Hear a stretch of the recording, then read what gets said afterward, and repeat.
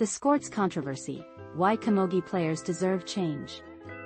Last month, Tess Howard, a remarkable British international hockey player, received an MBE for her groundbreaking work in promoting inclusive sportswear for women and girls.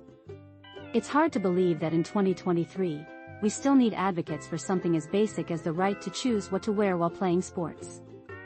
Thanks to Howard's tireless efforts, athletes can now opt for skirts, shorts, or skorts, depending on their comfort and preference. "It's quite ridiculous," she remarked, "that I've been given an award essentially for campaigning to wear shorts. It's silly when you say it out loud. My slogan is, let's fix this and get on with our lives." Howard's campaign was fueled by her own research for an undergraduate dissertation at Durham University. She surveyed over 400 women and found that a staggering 70% cited kit and body image issues as their primary reasons for stepping away from sports. The turning point for her came when Team GB rolled out a new kit without consulting the athletes, which included a compression tank top and skorts. "I felt so unconfident wearing it," she shared. "It was awful playing an international match when you're supposed to be feeling at the top of your game, but the uniform is literally sucking the life out of you." In a follow-up survey of her teammates, Howard discovered that 95% believed their performance confidence would improve if they could wear a different uniform.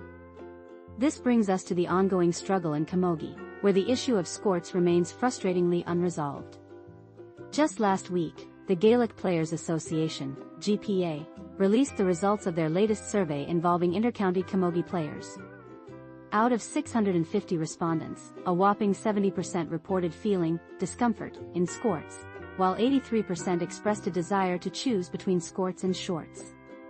The survey also revealed two alarming concerns. 65% of players felt exposed in images shared on social media, and 49% experienced anxiety related to period leaks.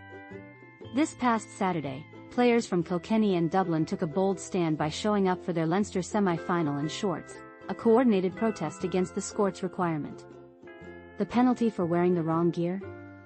A yellow card. Refusing to change would result in another yellow card. If both teams had held their ground, the referee would have had no choice but to abandon the match, a scenario he made clear to the captains before the game began. Ultimately, both teams retreated to change into skorts, with Dublin taking an extra 5 minutes to re-emerge. At the heart of this issue lies a sense of betrayal felt by players towards their organization's leadership, both locally and nationally. Last year, 2 motions to introduce shorts were defeated at the annual Camogie Congress, with one motion to eliminate skorts entirely losing by a significant margin of 64 to 36.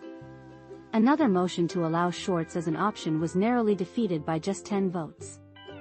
This disregard for player feedback is disheartening. "We feel like we're not being heard," lamented Dublin captain Aisling Marr. More than just feeling unheard, players are being ignored entirely. The arguments in favor of skorts are not coming from the players or even retired players. They stem from outdated traditions and a narrow view of femininity. In training, where skorts are not mandated, Camogie players universally opt for shorts. Emer Ryan, a former inter-county player and author, expressed her frustration, stating, "I am trying to think of a legitimate argument for skorts. Tradition? We are playing a 3,000-year-old game, we don't lack for that. Femininity? That's more likely to be expressed on the pitch nowadays with fake tan, threaded brows, and floral tattoos than with a pair of togs with a flap sewn on the front." The skorts issue is not new for Camogie. Over the decades, the playing uniform has evolved in response to societal changes, albeit slowly.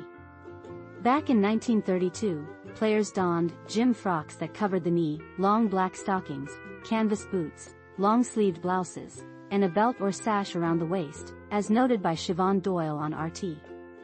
The first codified rules in the early 20th century even mandated that skirts be no more than 6 inches off the ground. Remarkably, the option to wear shorts or skirts was proposed as far back as 1959 at Camogie's annual Congress, but the motion was defeated by a vote of 16 to 4. The uncomfortable tunic and blouse remained the standard uniform.